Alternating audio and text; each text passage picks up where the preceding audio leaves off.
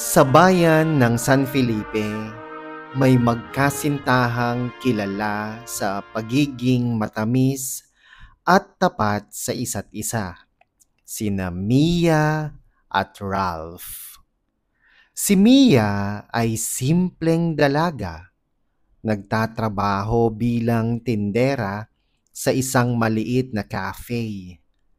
Si Ralph naman ay ambisyosong binata, pangarap maging matagumpay kahit hindi pa malinaw kung paano niya iyon aabutin. 3 taon na silang magkasintahan.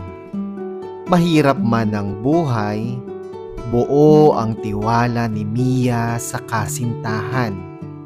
Lagi niyang sinasabi, hindi ko kailangan ng mayaman, basta may pangarap.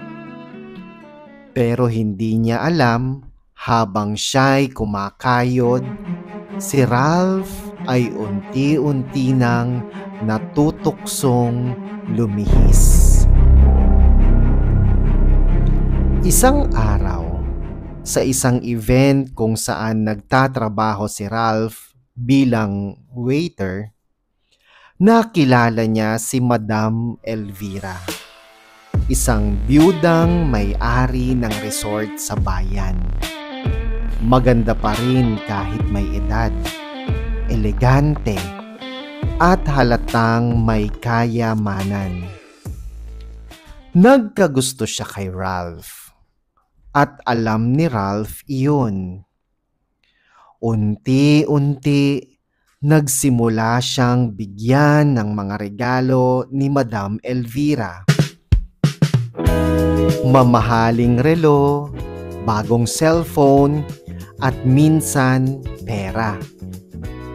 Sa simula, tanggi si Ralph, pero kalaunan, natutunan niyang tanggapin.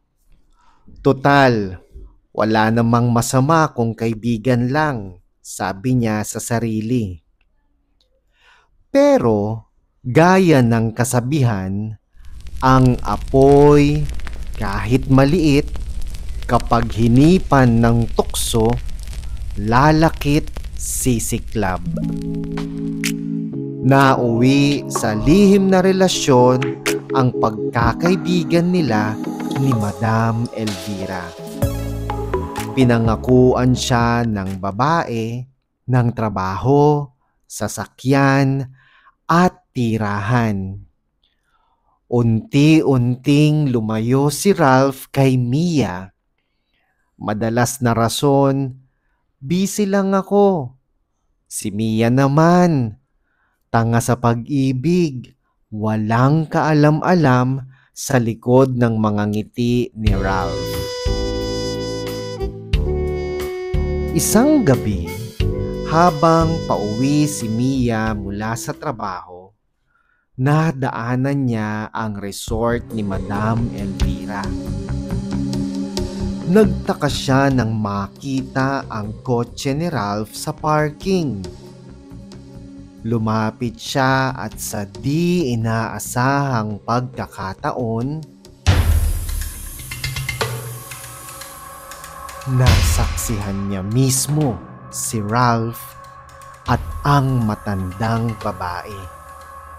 Magkahawak kamay, nagtatawanan, parang wala nang iba sa mundo.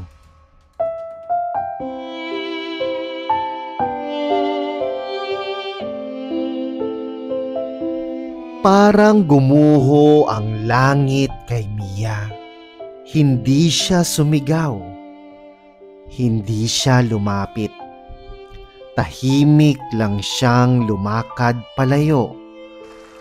Luhaang naglalakad sa ilalim ng ulan.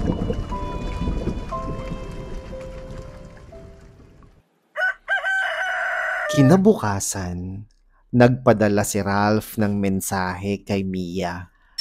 Mia, sorry, hindi mo ako maiintindihan.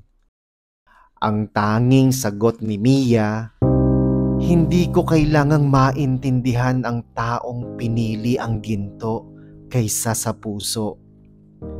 Ang kayamanan nauubos, ang tiwala kapag nawala, hindi nabibili.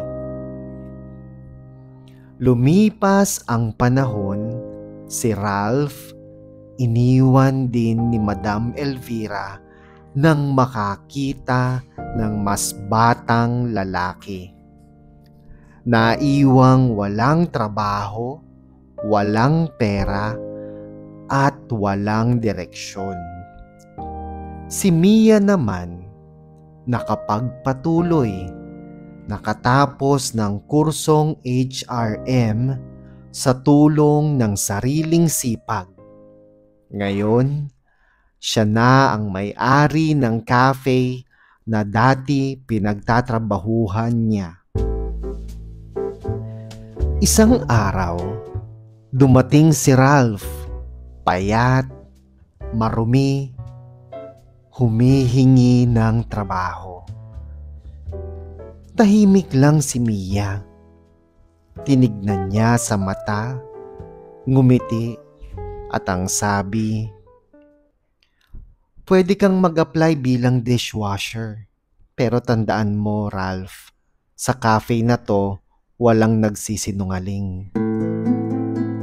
Sa huling pagkakataon, napayuko si Ralph. Tinimbang siya ng buhay, pero kulang.